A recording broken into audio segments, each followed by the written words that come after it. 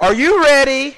Now you have to commit to this because it's going to rain today. So are you ready to march to the White House this afternoon on this 5th anniversary of the war and tell President Bush and his backers it's time to invest in America, not endless war in Iraq? Are you going to march? Are you going to march, Rick? Rick, you're going to march. Good morning. Again, my name is Brad Woodhouse. I'm president for Americans United for Change, and I'm honored and actually humbled to be moderating this panel on the Bush legacy and the specter of a second Bush term.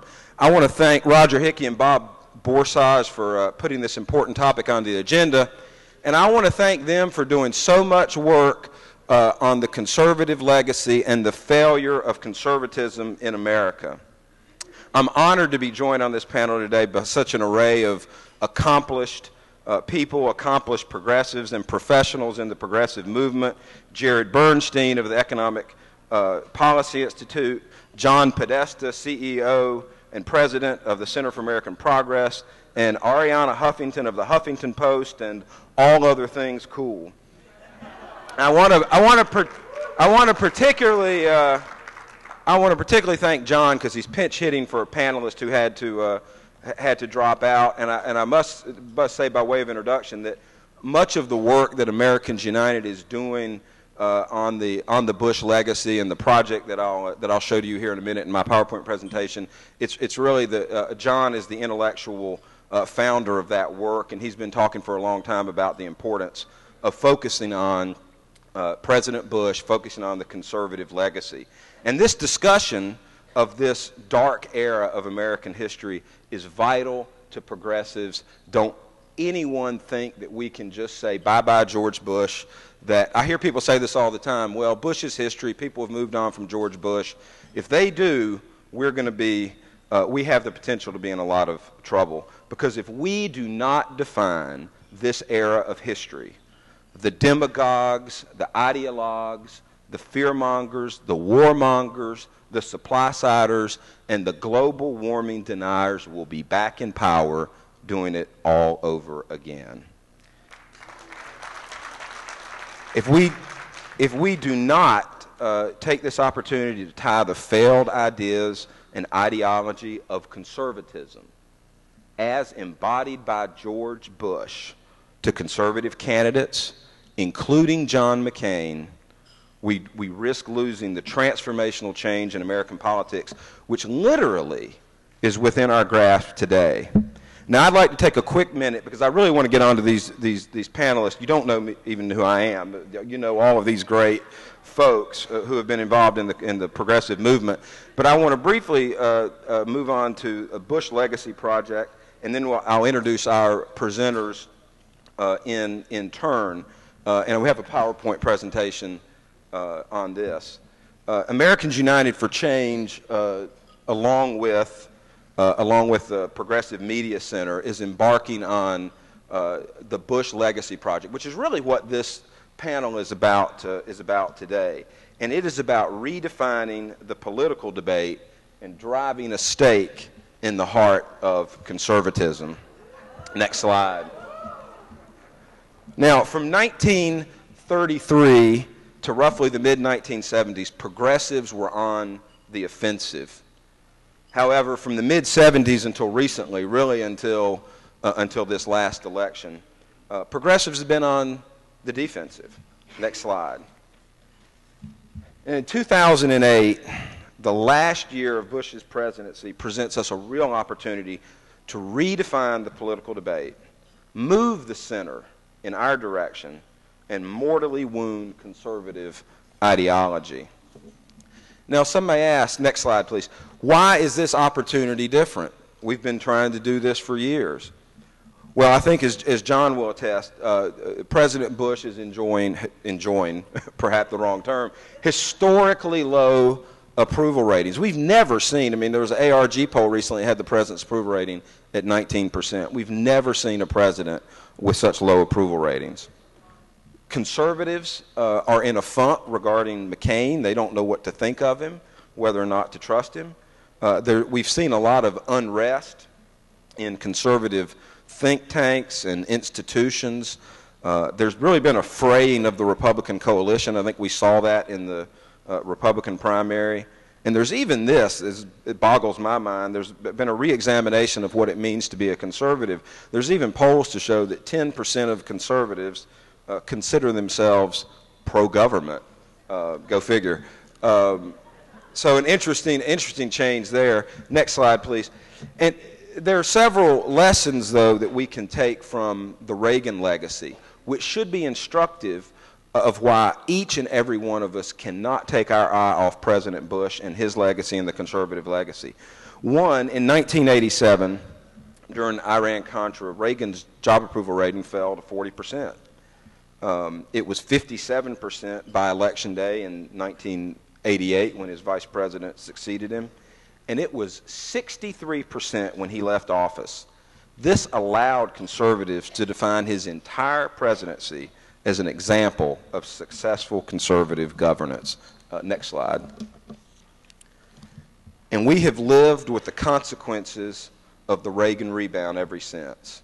We lived with it through the papering over of trickle-down economics and disastrous budget and labor policies. One consequence of the Reagan rebound was Newt Gingrich, Tom DeLay, and the Republican Congress, which literally put progressives on the defensive throughout the 1990s, even while we held the White House. Next slide. And probably worst of all, the Reagan rebound gave us, in their mind, legitimacy for George Bush's era of trickle-down economics, budget deficits, the degrading of government institutions, and neoconservative foreign policy, which we have seen for the past 8 years. Next slide.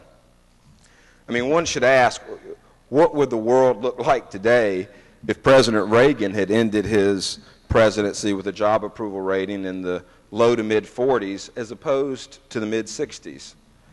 Inquiring minds would like to know. Instead, next slide, please. Remember these headlines. Reaganism makes a great theme for election. This is in 1994 during the Republican Revolution. Reaganism resurfaces among GOP. I'm Reagan's true heir, says Bush. McCain invokes Reagan. Next slide. So the goal of the Bush Legacy Project, which Americans United is leading but is working on with a number of other groups, including the Center for American Progress and other organizations which are involved in developing the materials and the actions. One is no Reagan rebound for Bush. We want to keep Bush's approval ratings low by reminding Americans why they have lost faith in his agenda, highlight how Bush's conservative economic, social, and foreign policy agenda has failed, and shift the center of the political debate away from the conservative frame to the progressive. And I think perhaps most importantly in the short term, tie President Bush and the conservative agenda to the Republican brand and its followers, including John McCain, Mitch McConnell, John Sununu, Norm Coleman, and all of the people who stand in the way of change in America. Next slide, please. Now, there are a number of implications for not mounting a campaign. Number one, we saw this the minute we announced this effort. Conservative candidates and conservative blogs said, oh, you know, Bush is not a conservative, or you know, but the failures of Bush were not a result of the failures of conservatism. They were the result of, you know, poor management, incompetence, bad people, bad personnel, and we can't let him get away with that. The failures of the past 8 years are a direct result of a conservative ideology which does not serve America. And if we don't mount a campaign to define this era, we'll miss an opportunity literally to define the differences between us and them. Next slide. So we have a number of elements of the campaign that we've begun, and we've really got out of the gate around the State of the Union address with paid advertising, which we'll hope to continue throughout the course of the year. We have been putting on events around the country, both as President Bush has moved around the country and as Senator McCain has moved around the country. We also have a coordinated rapid response activity across groups and issues. We're not trying to, by any means, do it all. We work with a whole host of coalition partners in defining President Bush and reacting in real time to what he and his administration are doing on a daily basis. Next slide. Other elements, online activity. We released an online video yesterday about the cost of war in preparation for the 5th anniversary today. Issue forums like this will be a key component of this project. We held one of these at the press club earlier this year. Traditional concepts like bus ads and billboards and concerts. But the centerpiece, and I want to tell you the most exciting part of the Bush Legacy Project, in my opinion, is the Bush Legacy Bus. We are constructing a bus. I mean, it's going to be tricked out, plasma screens, the whole 9 yards. And it's going to visit 200 sites in battleground states, House, Senate, and presidential between late May and the election. And it's going to define the Bush legacy for what it is. Next slide. Oh, there you go. That's the wrap on the outside. So this will be rolling into your community sometime over the next 6 or 8 months. Next slide, please. So the implementation of the Bush Legacy Project, we're conducting with our partners regular Bush rapid response calls, and we have email listservs. We're constantly monitoring President Bush and what the conservative cabal is up to. We have groups that are taking the lead on certain issues. We have been involved along with groups like the Center for American Progress, Campaign for America's Future, and U.S. Action and others in message development. We've conducted focus groups, for example, around how swing voters respond to President Bush. And we're doing policy research, looking at the state of America when President Bush took office and today. We also have calendared activity. For example, we have the event that we all are working on today to recognize the 5th anniversary of the war and the development of collateral material. Next slide, please. And the gauntlet has been thrown. Now you may laugh at this, but this has serious implications. The president's supporters have said that they want to get his job approval rating by the time he leaves office to 45%. Now that doesn't sound like, such a great accomplishment, but I can tell you this, and I think John and the others will attest, if President Bush were to get that type of rebound, it would have tremendous negative effects for us in this upcoming election. At 45%, President Bush can raise more money, he can campaign in more swing districts, and he can be a factor in this election, a more positive factor in this election than if we can keep him at his current at the current state. So they've thrown the gauntlet down. Next slide, please. And we have accepted the challenge. Next slide.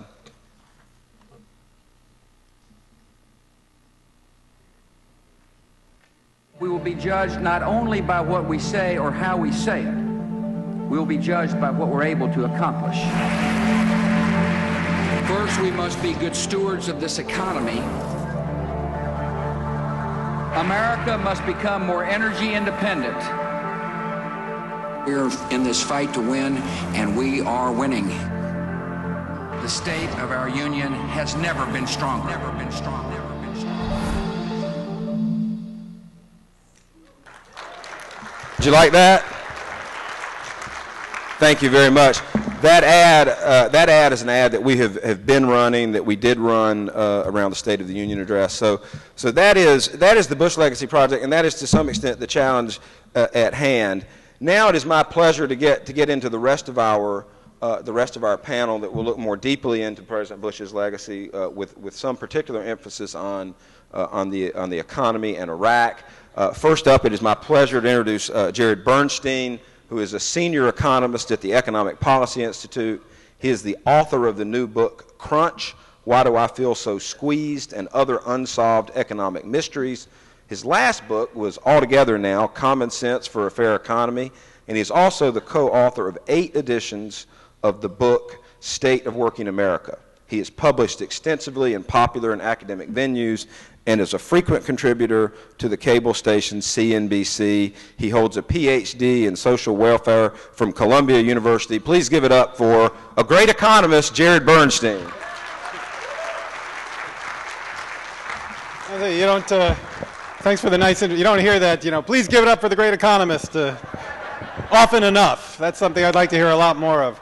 Thank you very much, Brad, for the great presentation, nice introduction. Thank you to Roger Hickey for inviting me here, my friend and research colleague James Lynn for helping to provide this PowerPoint, which I'd appreciate if you could load my PowerPoint. And it's great to be here with John and Arianna as well. I'm here to talk about the Bush Economic Legacy, which is an opera in 3 acts in 10 minutes. And in these 10 minutes, I'd like to take you through 3 dimensions of the Bush economic legacy. This is an opera that's in a minor key. You could even call it a tragic opera. But while, as you'll see, the Bush economic legacy is grim, its failure is glaringly obvious. We have an electorate that ranks the economy very high above all else in terms of its importance to them as they think about this next election. We have a Republican candidate who explicitly embraces Bushonomics and wants to push it even further. So, as Brad was pointing out, there's an opening for a very different approach. Next slide, please. This just defines the legacy and has Bush saying, honey, I shrunk the economy. Next slide. Now, these are the 3 tiers of the economic legacy that I'd like to take you through. The first is the condition, the economic conditions that we're left with. The second, which gets down in the weeds but is critically important and underappreciated. I suspect this part of the presentation will be some things you probably haven't heard before. And finally, the ideological nature of the legacy we're left with, the nature of the current policy debate. Next slide. I'd like to take you through some pictures of the economic conditions, the first tier of the Bush legacy. Some of these pictures absolutely belong on the Bush legacy bus, by the way. If we could get them on the outside or somehow, you know, flashing on the bus as it drives by, that would be pretty cool for people who like that kind of thing. You know, Bush et al. Talk a lot about all the jobs added over their recovery, and he's not alone in that. Every president does that, but in this case, he's got particularly little to brag about. If you look at the historical rate of job growth over every business cycle, that is, if you take a business cycle from its peak, you know, from one peak to another peak, over the course of the full cycle where the economy is expanding, typically employment grows by 14%. But in this case, it grew by about 4%, less than a third of the typical rate of job growth. This has had a profound effect on the job market. There's actually been historically weak job creation under President Bush, and it's one of the reasons why we have, next slide, a really profound inequality problem. Here's one of the slides I'd like to see on the bus. This is the share of income accruing to the top 1%. And what's nice about these data provided by a couple of academics named Piketty and Sayes is that it takes you all the way from 1913, this is a very historical stuff, up to 2006, the most recent data, preliminary. And what you see there is are 2 real mountain peaks in terms of the extent of income concentration at the top of the scale. Back in the late 1920s, 24% of income was concentrated at the top. The top 1% held 24% of all income. Now we're at 23%. We're absolutely within striking distance of this ignoble historical record.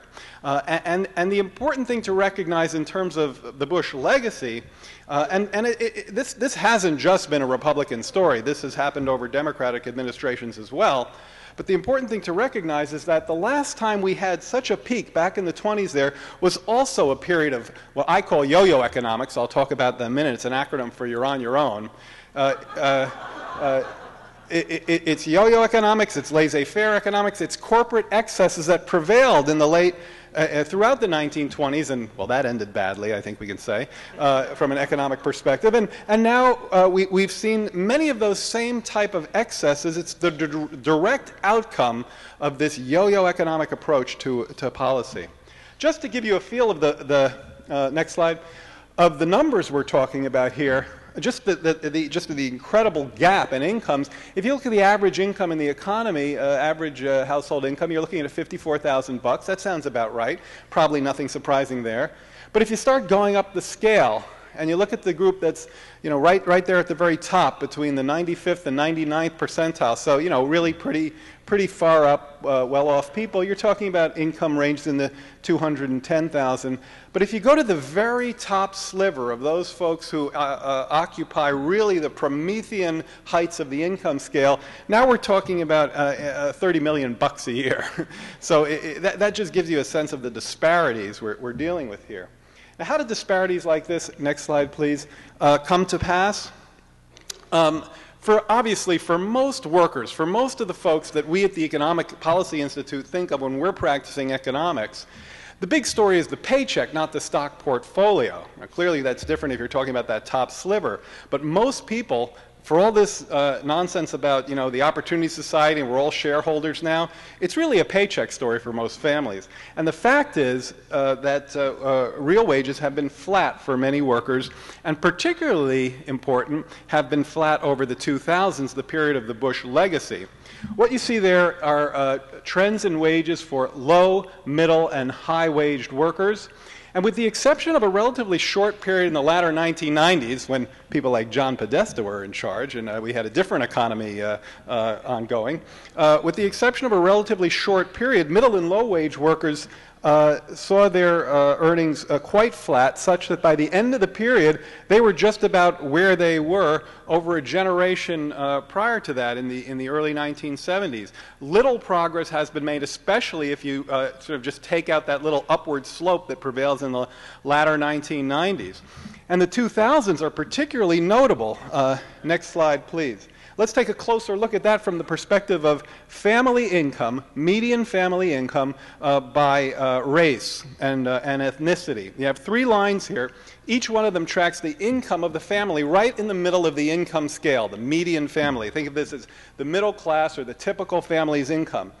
And without getting too deeply into the numbers, the amazing thing here, this is another graph for the bus, I think. The amazing thing here is that in each case, the middle income family has yet to recover the losses that they have incurred over this supposedly great economic boom of the 2000s.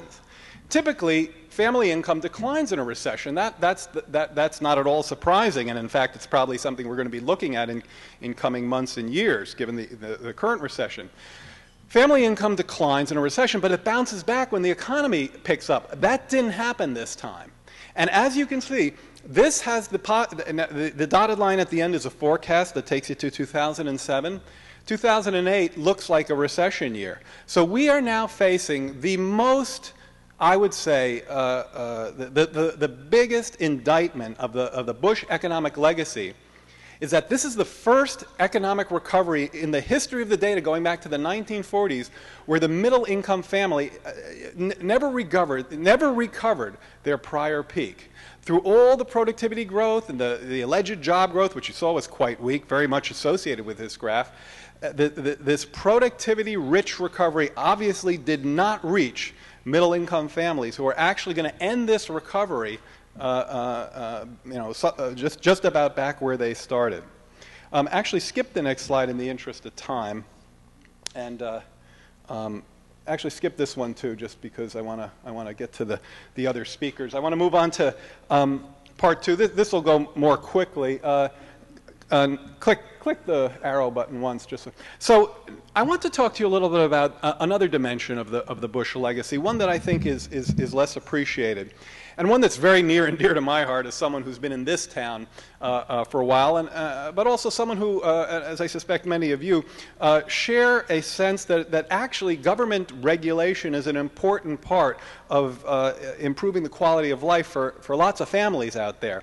And if you defund and abuse and ignore and basically try to dissemble the functions of government agencies, you end up hurting a lot of people.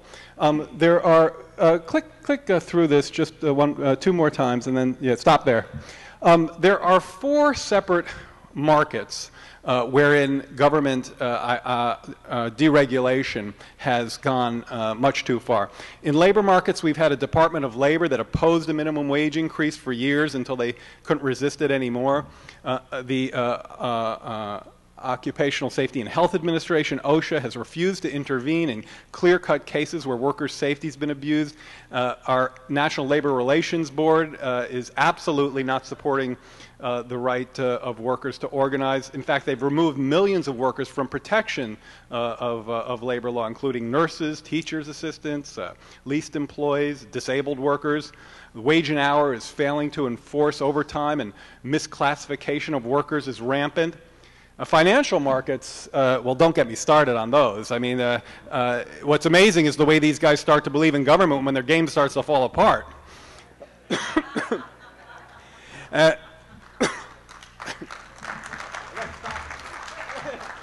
Can't even get it out.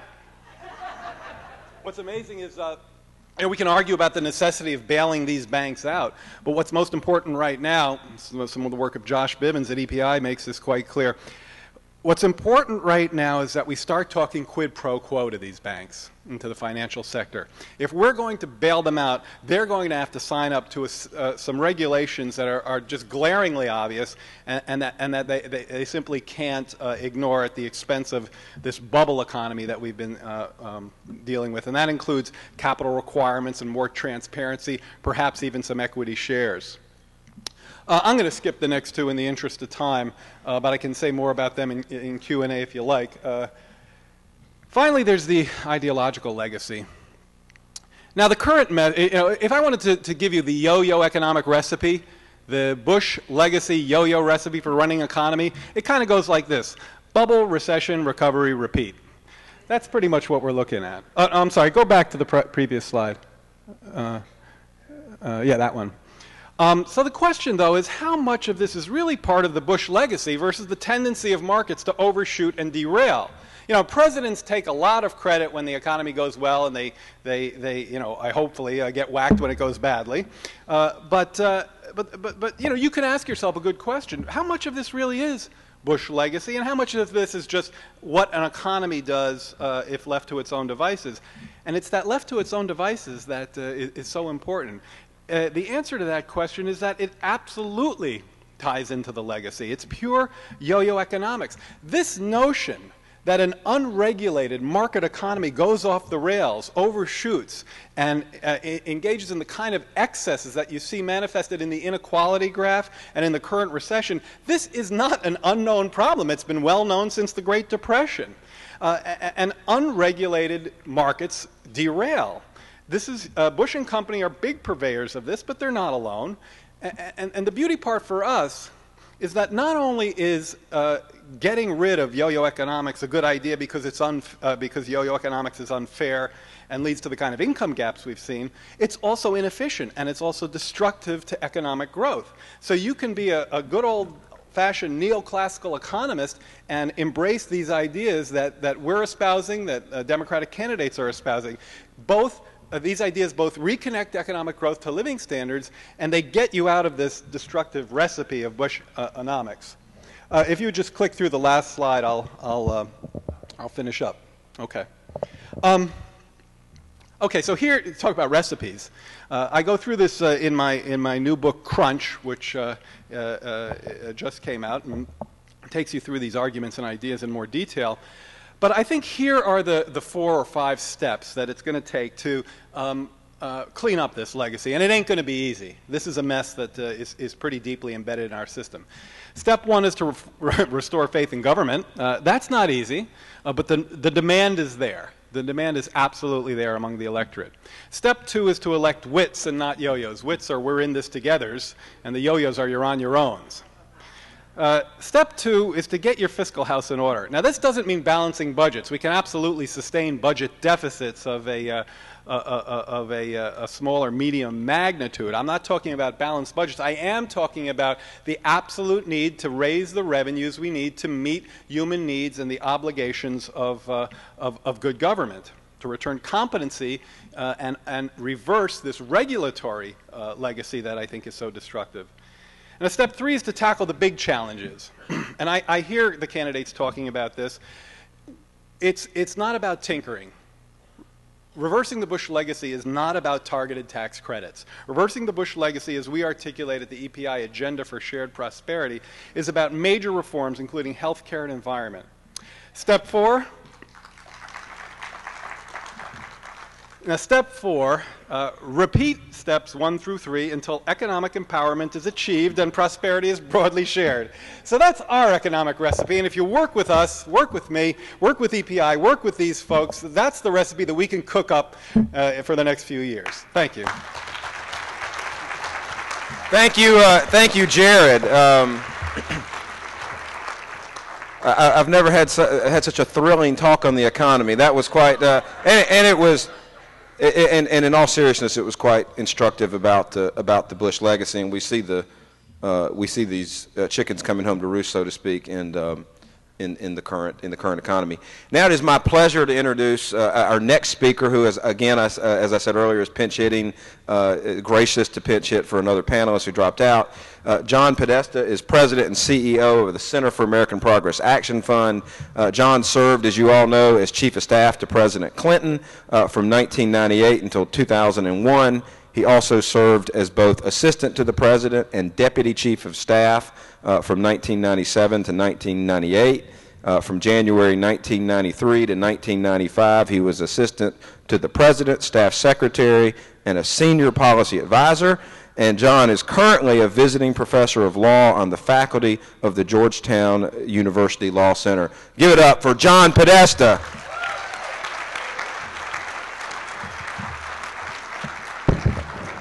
Thanks, Brad. And I guess I have to thank Jared. I hadn't seen that slide before, but that spike in low-wage income and working people's income in the last couple of years, I'm going to call that the Podesta era from now on. So thank you. Look, Brad asked me to come and join this Bush legacy panel, and normally you think of legacy, that's kind of like a good sounding word. What's the president's legacy? I think this really was intended to be Bush's disastrous stewardship of our country panel, and I don't know why he thought I'd have something to say about that, but I'm honored by the fact that he thought I might have a little bit to add. You know, I begin this discussion by thinking back to a piece that Sean Wilentz, the famous Princeton historian, wrote 2 years ago in Rolling Stone, which was entitled "The Worst President in History." And with 2 years to go, Sean tried to actually judge whether George W. Bush had been the worst president in history. And I think I want to make sure that everybody's awake this morning, so maybe I'll give you a little quiz. I mean, he judged it based on historical factors. And I think, let's put it to a test of the competition. One of the people that he thought maybe was in contention was James Buchanan, who laid the groundwork for the dissolution of the Union and the Civil War. Anybody want to give him a vote for the worst president in history? Let's see a show of hands. I can see you. Well, there's one. How about Warren G. Harding? He not only presided over the most scandalous, probably, presidency in history, and the most corrupt presidency in history, which was actually not only just cooked up by his administration, but right in the White House, presided over Teapot Dome. Could any historic buffs out there? Oh, I at least got a couple of votes for that. How about Nixon? There got to be a few votes for Nixon. Oh, well, okay, just a few, just a half a vote. Okay, how about George W. Bush? Worst president in history? Got it. You know, I don't think that's really just an expression of partisanship. I'm sure our friends from the O'Reilly factor, who I saw here earlier, will accuse us of that. I think that it's not, you know, sometimes I think that people, particularly on the left, people in the progressive community like to sort of think, or maybe sometimes think, that the president really just doesn't get it. He's not all that sharp upstairs, and, you know, he's done the best that he can under the circumstances. But as a friend of mine once said to me, there's a big difference between being stupid and not knowing anything. And I think when you think about George Bush's presidency, and you think about the big decisions that a president really needs to make, I think that, as Jared really began, and I think Arianna will finish up on, George W. Bush has simply gotten all the big stuff wrong. And I think that was really not just an expression of not knowing anything, although I think that the president takes, I think, great pride in not knowing too much. But I think it really is an expression of ideology, and why what Brad's doing is so important, and why this our discussion here this morning is so important. On national security, I'm not going to go into it in depth because Arianna is going to talk about it, but the Iraq quagmire has clearly eviscerated the readiness of the greatest military machine in the world. Our ground force is overstretched, overdeployed, soon to be understaffed. But that wasn't just a failure of execution, I think, as Brad noted. The real failure was in the conservative vision cooked up at the American Enterprise Institute in 1998 by Dick Cheney and Paul Wolfowitz and Doug Feith, who has his own version of his mea culpa out in bookstores as we speak. This was a failure of vision. It was a flawed premise that American military power could lead the charge for democracy in the Middle East. And it wasn't the only example of national security failure. I think if you go back to the earliest days of his administration, the rejection of the International Criminal Court, the breaking his campaign pledge to reduce CO2 emissions from power plants, his disdain for Kyoto and climate change, pulling out of the ABM treaty, arguing that the Geneva Conventions were quaint and obsolete, as members of administration have done. I think this has been, again, an idea and an attitude that emanates from ideology and has led the country in a disastrous direction and created the circumstance under which American power is at a real low point around the world, and certainly American moral leadership is at a low point around the world. And when you think about the opportunity cost that we had, when you think about where the world was, where it was ready to be, when it was ready to be led, particularly after 9/11, it's really breathtaking. On the economy, Jared's already really gone through that. I just add a couple of statistics. Median household incomes are nearly $1,000 lower than in 2001. That's probably the most important expression of how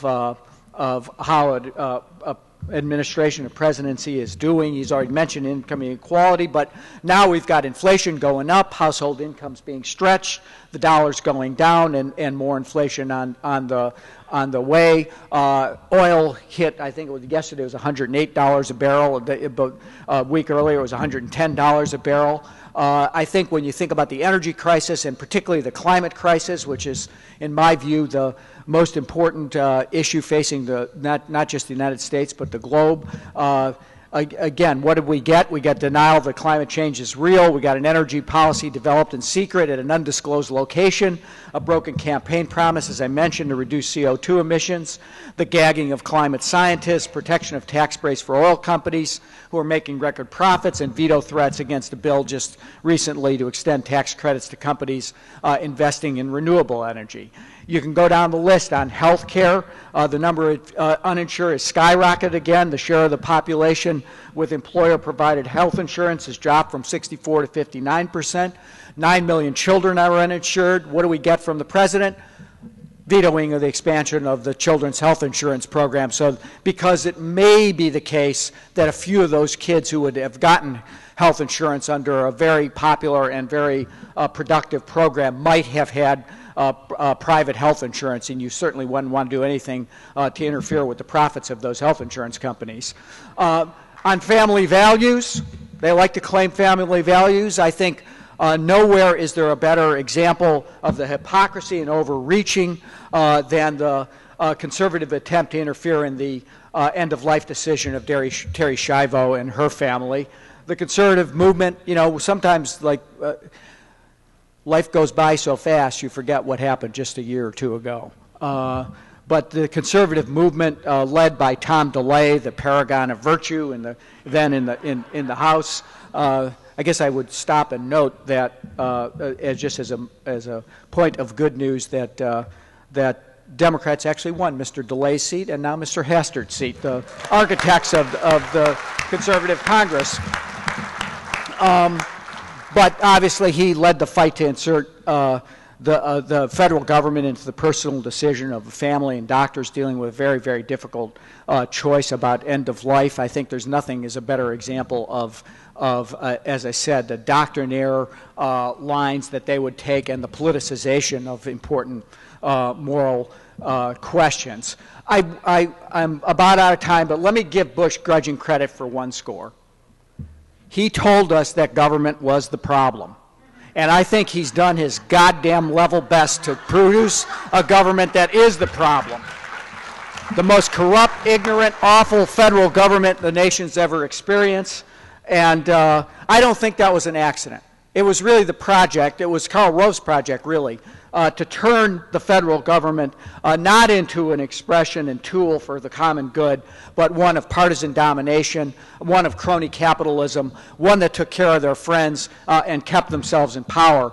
I think it's at this point kind of come a cropper, so we'll see what happens in the next election. But why does all this matter? Well, I think Brad said it at the beginning, and let me just close with this. I was around. I worked in the Senate at the end of the Reagan administration. I saw the, and you at least give Reagan credit. He actually established a relationship with Gorbachev that led to some arms control agreements. But he was down and nearly out, and they created a project, and we let them create a project to lead this country once again into a conservative direction. The Bush Legacy Project goes on as we speak. There's a $500 billion, $500 million project going on at SMU to restore the Bush presidency. I think that they will do what they can to pass the baton on to Senator McCain, who has now embraced both his war policy and his economic policy, to try to pretend that George W. Bush was just misunderstood. The public numbers that you saw up there are simply an expression of a guy doing his best and doing the right thing. They now compare Harry Truman wasn't enough. They now compare themselves, if you look at what Tony Snow says, what Alberto Gonzales says, and what the president himself says, to Abraham Lincoln. Job approval going down at the end of his presidency before his assassination because of the war, but doing the right thing for America. Well, I don't think George W. Bush is Abraham Lincoln. I think he's Herbert Hoover, and it's our job to really remind the American people of that every day. Thank you. Thank you, John. Thank you for that excellent presentation. And John's been on this for I know at least a year, talking about how important it is to keep President Bush in the discussion and the conservative ideology that he represents. And that presentation is absolutely breathtaking about his legacy. Now it's my honor to introduce Arianna Huffington, who is the co-founder and editor-in-chief of the Huffington Post. As you all know, a nationally syndicated columnist and author. She's had at least 11 books and one coming out that I'm sure she'll talk about. Her last was on becoming fearless in love, work, and life. Originally from Greece, she moved to England when she was 16, graduated from Cambridge with a master's degree in economics. At 21, she became president of the famed debating society, the Cambridge Union. She is co-host of Left, Right, and Center, Public Radio's popular political roundtable program, and a frequent guest on television shows from Charlie Rose to Bill Maher to Larry King to Hardball to The Situation Room and Keith Olbermann's Countdown. In 2006, she was named to the Time 100, Time Magazine's list of the world's 100 most influential people. Huffington lives in Los Angeles with her two daughters. She's not only influential, she's charming. Give it up for Arianna Huffington.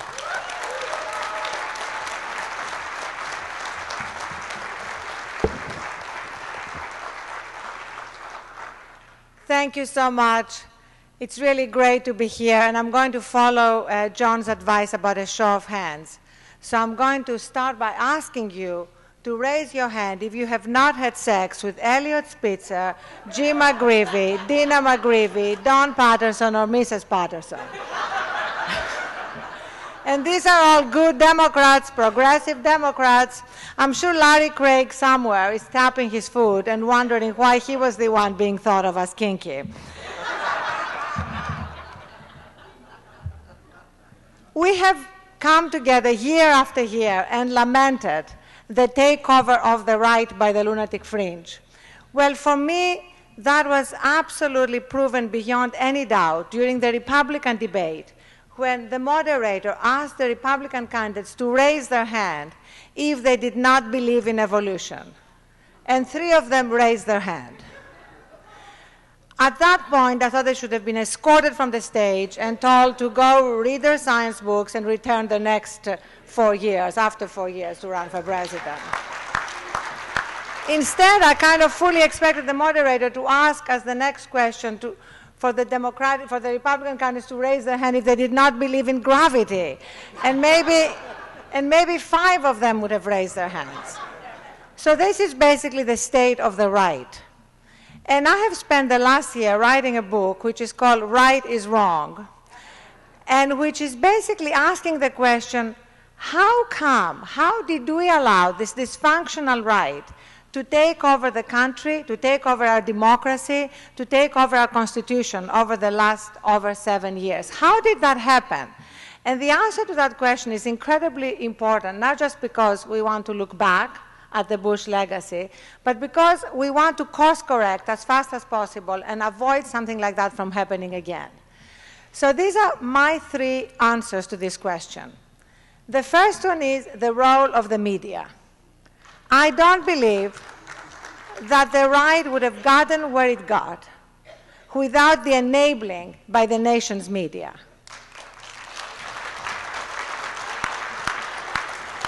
And there are 3 ways in which the media have enabled and continue to enable what the right is doing. The first is that the media tend to look at everything as though it has 2 sides. Every story for the media has 2 sides. So you have the moderator who comes forward as a supposedly completely objective, neutral observer, and presents Al Gore on the one hand to tell us about the dangers of global warming, and Senator James Inhofe on the other hand to tell us that global warming is a fraud. And these 2 positions are supposed to have equal value. Well, they don't. And you know what?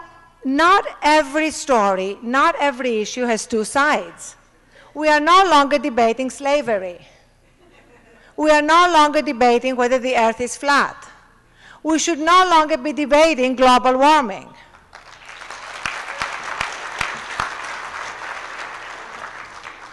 We should no longer be debating whether unregulated free markets work. The jury is in. We should no longer be debating whether the war in Iraq is a success, for heaven's sake.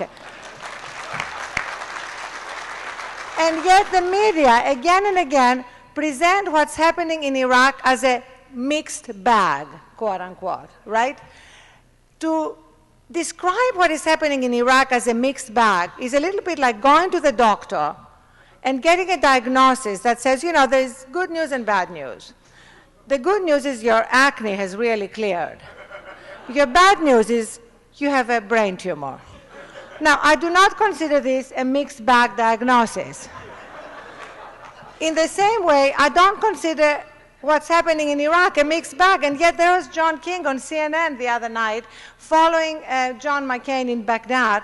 Remember, John McCain could not even go to the market where he had gone before, supposedly to have a safe stroll, except we found out that he was accompanied by helicopters and 100 guards, and he couldn't even go there this time because it was in the hands of a militia. But nevertheless, it was a mixed bag, according to CNN and many others. It doesn't matter how many benchmarks are not met, how many Iraqis are displaced, over 4 million right now, how many soldiers die, how many casualties we have. The media will continue to present Iraq as a mixed bag, and we need to keep correcting them. Because otherwise, we're going to be in the position we are now, which is that many American people, far too many American people, believe this surge is working. Please say all together now, the surge is not working. The only way in which the surge is working is as a phrase. The surge is working as a phrase. But the surge is not working in any other way at all. And yet, John McCain keeps telling us it is working, and he keeps telling us that he wants to do more of the same. You know what? This should disqualify him from being able to hold sharp scissors, let alone be President of the United States. The other major fallacy of the media is continuing to look at everything in American politics through the obsolete lens of left versus right. You know, I think this debate is over. What used to be left-wing positions, universal health care, corporate responsibility, bringing the troops home, are now mainstream positions. And it's very important for us to keep talking not about right versus left, but right versus wrong. Because the positions of the right are not at odds with our positions here at this conference. They are at odds with the American people. They are at odds with reality, they are at odds with facts, and they are at odds with the truth. And that's what we need to be focusing on. But the media keep looking at every issue and saying, do you remember during the Libby times, for example, when Libby was pardoned, right? And immediately, I monitored every show, and it was the left is outraged. Why was it the left? It wasn't the left that was outraged. Vast majority of the American people that believe in equal justice were outraged. But by saying the left is outraged, the left wants universal health care, the left wants to bring the troops home, it marginalizes the position. So we need to guard against that. At the Huffington Post, we have a moratorium on using the terms right versus left. Only because if we continue using them, then the implication is that the truth, the right solution, is somewhere in the middle. And the truth is that very often the truth is squarely on one side or the other, and not by splitting the difference. The final thing to say about the media is that the media are suffering from attention deficit disorder, which is why that their coverage of Iraq over the last 7 months has dropped by 80%, which is why you now have just over 20% of the American people who can tell you that we're about to reach the 4,000 benchmark in terms of how many American soldiers have died in Iraq, not to mention over 30,000 casualties, not to mention what's happening to the vets' families, what's happening to the American army. And that is something that is incredibly important to keep stressing. You know, as a Greek, I've studied, Athenian history and what happened to the Athenian Empire. And the Athenian Empire basically collapsed after the completely unnecessary and wrong invasion of Sicily. The Athenian army was lost in the quarries of Sicily. And I'm afraid that if we don't bring our troops home, the American army will be destroyed in the deserts of Iraq. Very quickly, my two other points, my two other reasons why we allowed the right to hijack our democracy. The second reason has to do with the fact that Democrats continue to allow Republicans to own national security. And that has to be changed. I really want to issue an incredible warning that despite the fact that the American economy is in such crisis, Democrats need to own national security before November. They cannot allow Bush and the right to continue acting as though they're the ones who will keep us safe, because they're not. They're the ones who have made this country much less safe, and we need to say that again and again and again, because they would not be where they are now if they had not been able to use the fear card. Fear-mongering is what had made it possible for them to prevail, and the fear card is what John McCain is going to be using all the way between now and November. And remember, in the end, because the lizard brain is activated when fear is brought to the forefront, we need to remember again and again that that's when the logical brain takes basically second place, and the lizard brain makes the decision. So we need to address the lizard brain and convince the lizard brain of the American public that it's Democrats who actually can keep them safe. And the final point I want to make, the final reason why we are where we are, is the fact that Democrats have not unequivocally and relentlessly stood up to the Republicans, who have been cowed at many, many corners. And now it's time to actually have zero tolerance for certain ways of arguing. First of all, we cannot allow John McCain to ever say again that Al-Qaeda is going to increase the levels of violence because it doesn't want John McCain to be president. That should be outside the realm of political debate in this country. We allowed it to happen in 2004, and we paid a heavy price. We allowed Orrin Hatch to go out there and say Al-Qaeda wants John Kerry to win. We allowed Dennis Hastert to go out and say all that. And at least when it comes to the United States Congress, we need to say it is completely un-American to politicize real threats to this country for the sake of getting elected.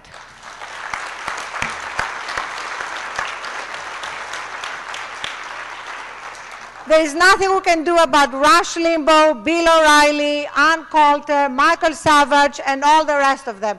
They are toxic curiosities.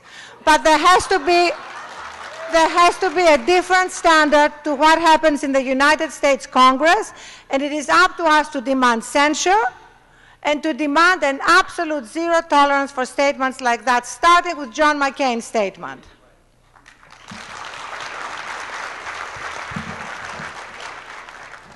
So let me just end by saying that over the past year, it seemed that America was really poised to turn a new page and close the book on this tragic chapter of our history. However, the nomination of John McCain changes that.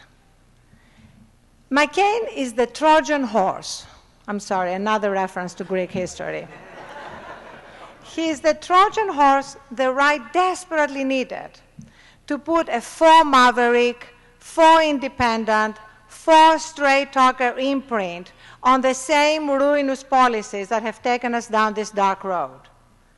So though the era of the right has exhausted its historic course, collapsing in moral, political, and economic bankruptcy, the transformation and co-opting of John McCain shows the durability of the right and the Bush legacy, and it shows the lingering danger that it poses.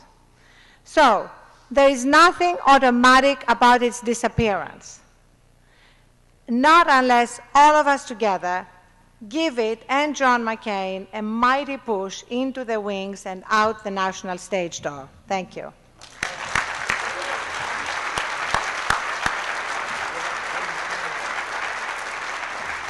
Arianna, thank you very much, and I think it is very instructive that Senator McCain, the former, I think, self-described maverick, is, and I think this is what, if you take nothing away from this, when you think of John McCain, when you think of all of the Republican candidates running in key House and Senate districts, on the war, same as Bush, on health care, same as, go do it with me now, same as Bush, on trickle-down economics, same as Bush. And so this is a vitally important period we have ahead of us. I want to thank very quickly again our panelists. We ran a little long on time, and I know there's a program in between. I know there's a couple of announcements to be made. These panelists will be here though out in the hallway if you have any questions for them. I want to thank again Arianna Huffington.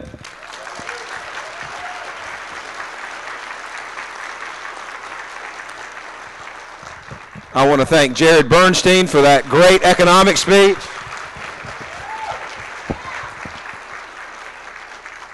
And I want to thank John Podesta.